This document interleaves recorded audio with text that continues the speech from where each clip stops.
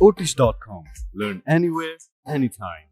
आज हामीहरू mechanics of material and structure पढ्न गइरहेका छौँ हैन। यो ओभरसियरलाई बेसिक नलेज भएको कोर्स हो अनि यसमा चाहिँ तपाईहरुको लोकसेवामा यहाँबाट चाहिँ 4 वटा क्वेशन आउँछ हैन। हामीले पढ्ने सब्जेक्ट चाहिँ mechanics of material and structure है।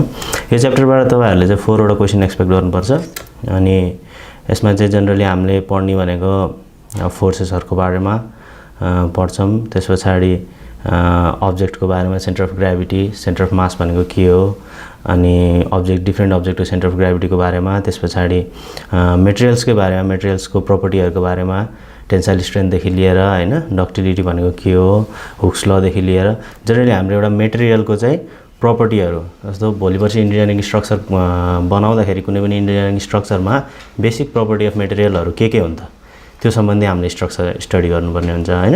अनि त्यसपछि बेसिक स्ट्रक्चर कुनै पनि एउटा 2D स्ट्रक्चरको अथवा बीम हो अथवा ट्रस हो त्यसको बारेमा पनि हल्का पढ्नुपर्ने हुन्छ। जस्तो bending moment diagram, shear force डायग्रामहरुको बारेमा पढ्नुपर्ने हुन्छ हैन। अब के हो त मेकानिक्स अफ मेटेरियल भनेको? हामी यसमा चाहिँ जनरली दुईटा च्याप्टर छ। एउटा मेकानिक्स अफ मेटेरियल हैन, एउटा मेकानिक्स अफ मेटेरियल। अब मेकानिक्स भन्नाले के हो त? एउटा के यो मेकानिक्स भनेको एउटा ब्रान्च अफ साइन्स हो है। एउटा चाहिँ के हो त? ब्रान्च अफ साइन्स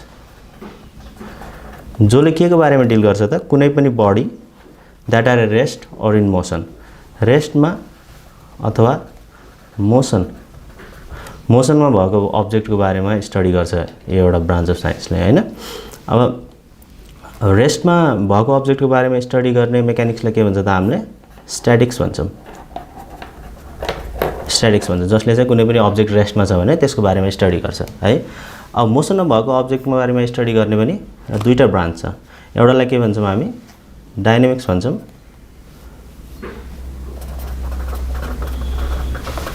है। मोसनमा भएको अब्जेक्टको बारेमा स्टडी गर्नेलाई चाहिँ हामीले के भन्छौं? डायनामिक्स भन्छौं। डायनामिक्स पनि दुईटा प्रकारको, डायनामिक्सको पनि दुईटा ब्रान्च छ है। एउटालाई के भन्छौं हामी? काइनेटिक्स भन्छौं र अर्कोलाई के भन्छौं त? काइनेमेटिक्स भन्छौं।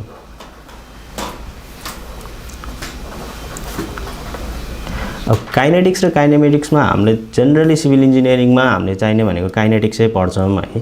काइनेटिक्सलाई जनरली हामीले कमन वर्डमा डायनामिक्स पनि भन्छौं। हामी स्ट्रक्चर इन्जिनियर, सिभिल इन्जिनियरहरुले चाहिँ काइनेटिक्स जनरली डायनामिक्सको रूपमा लिएर पढ्छौं।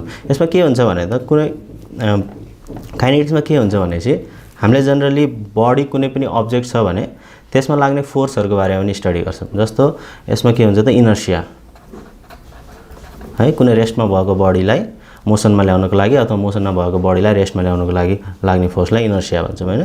त्यसपछि के हुन्छ त? फ्रिक्सन है। अर्को टर्क है, टर्क। यो तीनटा टाइपको अथवा यो भन्दा बढीहरु फोर्सेसहरुको बारेमा पढ्छौं हामीले डायनामिक्समा। काइनेमेटिक्समा भन्नाले के हुन्छ त? यसमा कुनै पनि अब्जेक्ट मोसनमा छ भने त्यसमा लाग्ने फोर्सहरुको बारेमा कन्सिडर गरिदैन है। काइनेमेटिक्समा के हुन्छ त? बडीमा लाग्ने फोर्सहरुको बारेमा कन्सिडर गरिदैन। जनरली यसमा के हुन्छ त? हामीले कुनै भेलोसिटी, एक्सेलरेसन, टाइम हैन यसको बारेमा पढ्छौं है। हाम्रो जनरली फोकस चाहिँ के हुन्छ त? डायनामिक्समा हुन्छ, त्यो पनि काइनेटिक्समा अथवा स्ट्याटिक्समा पढ्छौं हामीले है। अब फोर्सको बारेमा हेरौं। हामीले स्ट्याटिक्स अथवा डायनामिक्स जेमा पनि हामीले के पढ्नुपर्छ त? फोर्सको बारेमा। फोर्स भनेको के हो त? Action which moves or tends to move the body हैन। कुनै पनि बडीलाई चाहिँ मुभ गराउने अथवा मुभ गराउने खोज्नेलाई चाहिँ के भन्छ त? हामीले फोर्स भन्छौं हैन। यसको युनिट चाहिँ के हुन्छ त? हैन, यसको एसआई युनिट चाहिँ न्यूटन हैन, अथवा हामीले यसलाई के भन्छौं त? केजी फोर्स पनि भन्छौं हैन। यो चाहिँ एसआई सिस्टम। अर्को हुन्छ सीजीएस सिस्टममा यसलाई के भन्छ त? डाइन भन्छ है। डाइन चाहिँ के हो त? CGS system of measurement of force. अब फोर्सको हामीलाई फर्मुला थाहा छ हैन। फोर्स भनेको कुनै पनि मास इन्टु एक्सेलरेसनको प्रोडक्टलाई चाहिँ हामीले फोर्स भन्छौं है। यसबाट तपाईहरुले एउटा क्वेशन एक्सपेक्ट गर्न सक्नुहुन्छ है।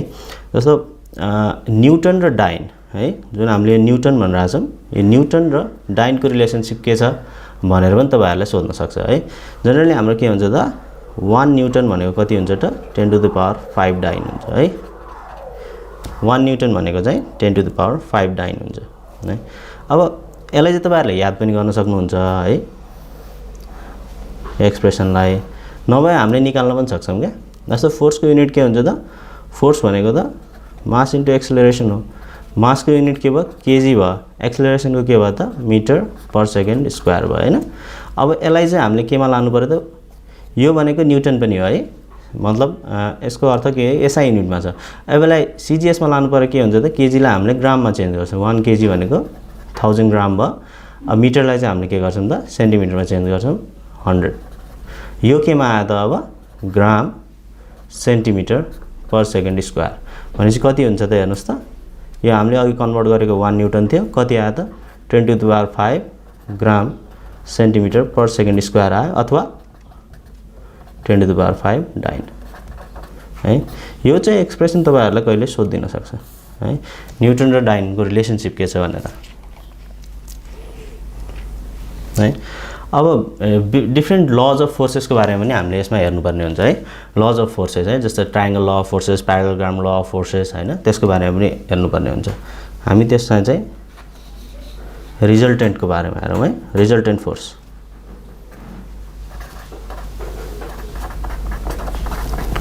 रिजल्टेन्ट फोर्स, रिजल्टेन्ट फोर्स भन्नाले कस्तो, जस्तो कुनै पनि अब्जेक्ट छ, यो कुनै पनि बडी छ, र्यान्डम बडी मान्यौं हैन, यसमा डिफरेन्ट फोर्सेसहरु लागेको छ है, F1 F2 F3 हैन।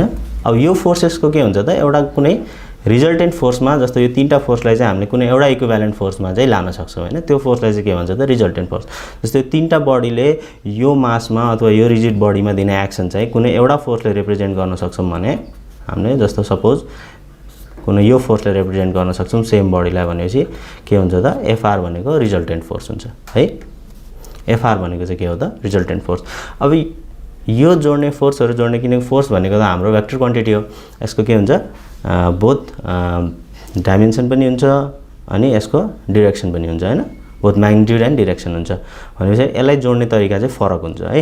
अरु जस्तो स्केलर क्वान्टिटीहरु जोडेको र भेक्टर क्वान्टिटीहरु जोडेको फरक हुन्छ। जस्तो 10 ग्राम र 10 ग्राम जोड्यौं भने हामीले के हुन्छ त 20 ग्राम हुन्छ, तर 10 न्युटन फोर्स र 10 न्युटन फोर्स गर्यो भने 20 न्युटन फोर्स चाहिँ नहुन पनि सक्छ है, किन यसको डाइरेक्सन पनि हामीले कन्सिडर गर्नुपर्ने हुन्छ है।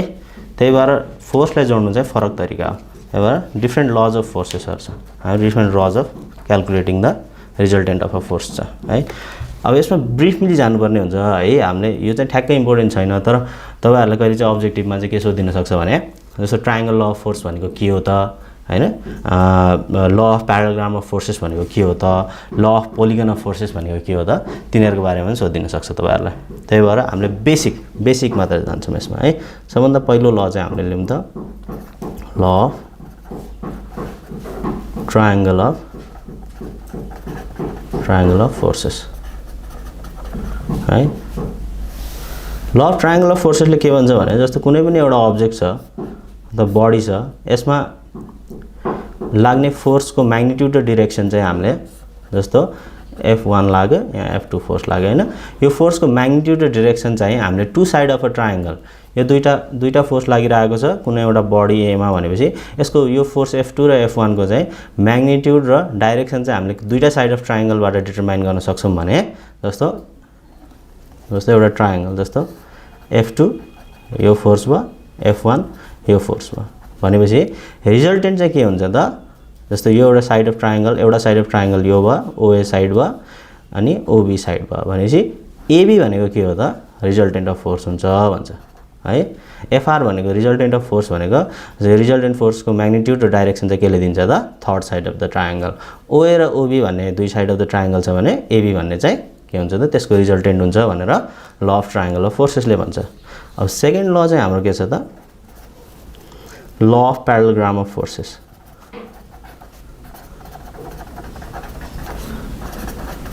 प्यारालेलोग्राम अफ फोर्सेस है, यो पनि बेसिकली ट्रायंगल लबाटै डिराइभ गर्न सकिन्छ हामीले।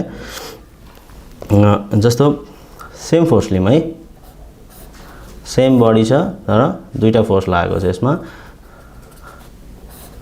F1 भनेपछि के हुन्छ त कुनै पनि दुईटा फोर्सको magnitude direction to side of the प्यारालेलोग्रामबाट डिटरमाइन गर्न सकिन्छ भने त्यसको डायगोनलले चाहिँ के गर्छ त रिजल्टेन्ट फोर्सको डाइरेक्सन र म्याग्निट्युड दिन्छ भन्छ।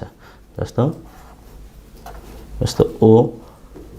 ओए भन्ने एउटा डाइरेक्सन अफ एउटा साइड अफ प्यारालेलोग्राम हो, ओबी भनेको अर्को साइड अफ प्यारालेलोग्राम हो भने यो जुन डायगोनल छ त्यसले चाहिँ के गर्छ त रिजल्टेन्ट फोर्स दिन्छ भन्छ हैन। ओएसीबी भन्ने एउटा प्यारालेलोग्राम छ भने ओए भन्ने साइड र ओबी भन्ने साइडलाई चाहिँ दुईटा एप्लाइड फोर्सेसहरूले देखाउन सकिन्छ भने ओसी भनेको डायगोनलले चाहिँ के दिन्छ त त्यसको रिजल्टेन्ट फोर्स दिन्छ भन्न सकिन्छ है। अब सिमिलरली थर्डमा जाम त polygon law of polygon of forces. Polygon of forces polygon भन्नाले के त मल्टिपल साइड भएको कुनै स्ट्रक्चर फिगर छ भने पोलिगन भन्छ हैन। जस्तो अब कुनै पनि अब्जेक्टमा लाग्ने फोर्सेसहरू मल्टिपल फोर्सेसहरू लाग्यो भने चाहिँ जस्तो त्यसलाई चाहिँ हामीले डिटरमाइन गर्न सक्छौँ हैन। जस्तो मानौँ कुनै पनि अब्जेक्टमा लागेको फोर्सहरू चाहिँ हामीले यसरी F1 F2 F3 हैन यसरी तीनटा साइड अफ पोलिगनबाट चाहिँ डिटरमाइन गर्न सक्छौँ भने जुन ओसी भन्ने थर्ड साइड अफ पोलिगनले चाहिँ के दिन्छ त रिजल्टेन्ट फोर्स दिन्छ भन्छ हैन है। यो सिम्पल लहरु है। तपाईहरुलाई चाहिँ कहिलेकाहीँ चाहिँ यसको डेफिनेसन चाहिँ सोधिदिन सक्छ। जस्तो अब law of triangle of forces भन्नाले के हो है अब भनेर चारवटा अप्सन दिन सक्छ। तपाईले के लेख्नु पर्यो त्यसमा टु साइड्स अफ द ट्रायंगलले चाहिँ फोर्सलाई रिप्रेजेन्ट गर्छ भने थर्ड साइड अफ ट्रायंगलले के गर्छ त फोर्सको म्याग्निट्युड र डाइरेक्सन। जस्तो ट्रायंगल ल अफ फोर्सेसमा चाहिँ जुन यो एफआर भन्ने थियो यो एबी भनेको के हो त यसको लेन्थ भनेको यसको म्याग्निट्युड हो है र एबी को जुन डाइरेक्सन छ यो डाइरेक्सन त्यो चाहिँ के हो त त्यसको डाइरेक्सन हो है। फोर्ससँग सधैँ के आउँछ त म्याग्निट्युड र डाइरेक्सन एकैचोटी भएर आउँछ न कि जस्तो केजी जस्तो हैन। केजी भनेको स्केलर क्वान्टिटी त्यसलाई सिम्पली जोड्न सकिन्छ हैन। यो तीनटा ल अफ फोर्सेसहरु है। अब फोर्सको बारेमा पढिरहँदाखेरि हामीले अब फोर्सहरु कस्तो प्रकारका हुन्छन् त हैन। जस्तो अब कोप्लानर पनि हुन सक्छ नन कोप्लानर फोर्सेसहरु पनि हुन सक्छ। के हो त coplanar force non coplanar force यसबाट एउटा क्वेशन चाहिँ तपाईहरुले एक्सपेक्ट गर्न सक्नुहुन्छ है। फोर्सेस अन द बडी है कस्तो टाइपको फोर्सेसहरु हुन सक्छ त कुनै पनि बडीमा लाग्ने फोर्सेसहरु कस्तो हुन सक्छ त। अब ए मा हेरौँ त कोप्लानर फोर्सेस। कोप्लानर फोर्सेस भन्नाले के त फोर्स हुज लाइन अफ एक्सनलाई एलओए पनि भनिन्छ। लाइन अफ एक्सन चाहिँ के छ त लाइज अन वान प्लेन है। कुनै एउटा प्लेनमा लागि गर्छ भने त्यस्तो फोर्सलाई के भन्छ त कोप्लानर फोर्सेस। सपोज एउटा बडी मानौँ एबीसीडी भन्ने कुनै एउटा अब्जेक्ट छ है। अब यसमा लाग्ने फोर्सेसहरु मानौँ यस्तो फोर्सेसहरु छ भने यो सबै फोर्सेसहरु के हुन्छ त कोप्लानर फोर्सेसहरु। किन यो कुन प्लेनमा लागिरहेछ त यो प्लेनमा एबीसीडी भन्ने प्लेनमा लागिरहेछ हैन। त्यही भएर यस्तो फोर्सेसहरुलाई के भन्छ त हामी कोप्लानर फोर्सेसहरु भन्छौं हैन। अर्को चाहिँ छ अब ठ्याक्कै यसको अपोजिट नन कोप्लानर फोर्सेसहरु। यसमा चाहिँ डेफिनेसन टाइपको क्वेशन्सहरु आएको सकिन्छ हैन। जस्तो force whose line of action चाहिँ के हुन्छ त not on the one plane अथवा सेम प्लेन है। Forces whose line of action is not in same plane. कुनै एउटा प्लेनमा छैन भन्ने बुझाउँछ। सपोज यसलाई चाहिँ एउटा जुन क्यूब एउटा ड्रा गरौँ हामी हैन। दुईटा प्लेन देखाउनु पर्छ नि त हामीले त्यही भएर 3D अब्जेक्टमा सजिलो हुन्छ। जस्तो अब यो है एबीसीडी भनेको अघिको प्लेन लियौँ हैन। यसमा लाग्ने फोर्सेसहरु के थियो त हाम्रो यस्तो फोर्सेसहरु थिए है मानौँ यही नि लागिरहेछ एजमा लागिरहेछ है। F1 F3 F2 के हुन्छ त F4 यिनीहरू के भयो त ABCD प्लेनमा आएको भयो प्लानर फोर्सेसहरु भयो अथवा कोप्लानर फोर्सेसहरु भयो सपोज मानौं अर्को फोर्स चाहिँ यतातिर लागिरहेछ यो प्लेनमा है अर्को प्लेनमा यो प्लेनमा हैन कि यो प्लेनमा लागिरहेछ भनेपछि के भयो त यो सबै फोर्सहरु चाहिँ प्लानर भयो र F5 चाहिँ के भयो त नन कोप्लानर फोर्सेसहरु भनेपछि all of this forces are non coplanar फोर्सेसहरु किनकि यो चाहिँ अर्को प्लेनमा लाग्यो हैन यो प्लेनमा लागिरहेछ न कि यो प्लेनमा लागिरहेछ है अर्को छ कन्करेन्ट फोर्सेसहरु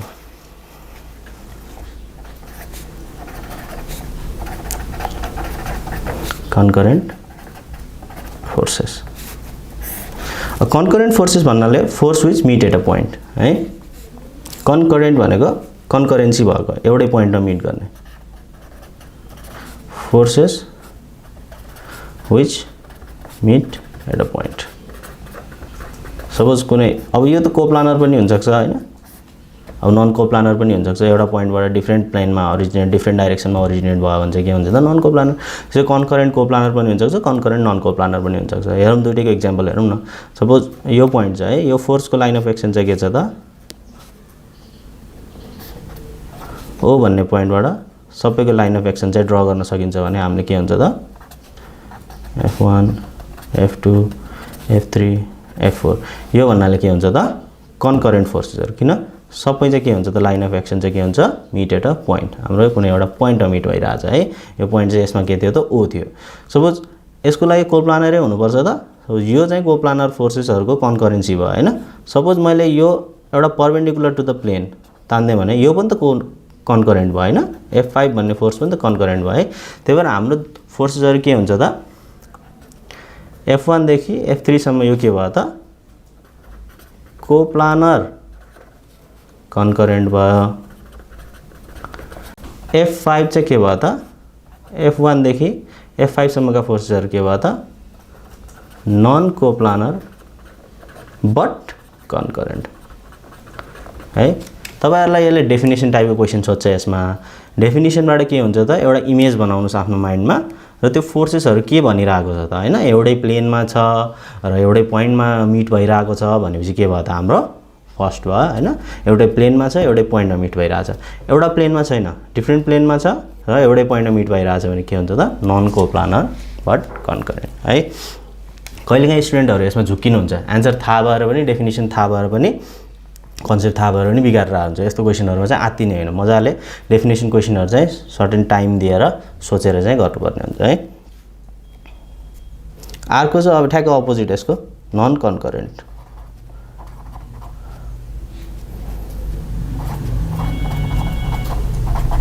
नन कन्करेन्ट भनेको के हुन्छ त नट मिटिङ एट पोइन्ट है एट अ पोइन्ट हैन कुनै पोइन्टमा मिट नहुने फोर्सहरु सपोज यस्तो यो पोइन्टको लाइन अफ एक्सन यस्तो छ हैन अर्कोको लाइन अफ एक्सन यसकै प्यारलल छ भनेपछि के हुन्छ त यो दुईटा मिट हुँदैन यो कागजमा हैन त्यही भएर यो के हुन्छ त नन कन्करेन्ट हैन यसको लाइन अफ एक्सन र यसको लाइन अफ एक्सन के छ त दुईटा प्यारलल छ नि त हैन त्यही भएर यसलाई के भन्छ त हामीले नन कन्करेन्ट फोर्सेसहरु भन्छ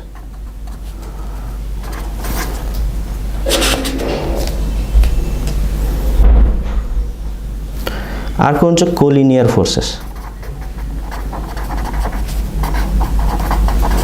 कोलिनियर भन्ने चाहिँ के हुन्छ त अब यसलाई डिवाइड गर्दा को भनेको सेम लिनियर भनेको लाइन हैन भनेपछि अघि पोइन्टको कुरा थियो भने कोलिनियर फोर्सेसहरु के हुन्छ त एउटै लाइनमा एक्सन हुन्छ तिनीहरुको लाइन अफ एक्सन चाहिँ के हुन्छ त एउटै लाइनले रिप्रेजेन्ट गर्न सकिन्छ सपोज यो कुनै अब्जेक्ट छ हैन अब यहाँ लाग्ने एउटा फोर्स यस्तो छ F1 हैन यसको लाइनमै अर्को फोर्स लाग्छ भने के हुन्छ त यो के हो त कोलिनियर फोर्सेस को भनेको सेम लिनियर भनेको लाइन एउटै लाइनमा लाग्ने फोर्सेसहरु भयो नि त है त्यही भएर कोलिनियर भयो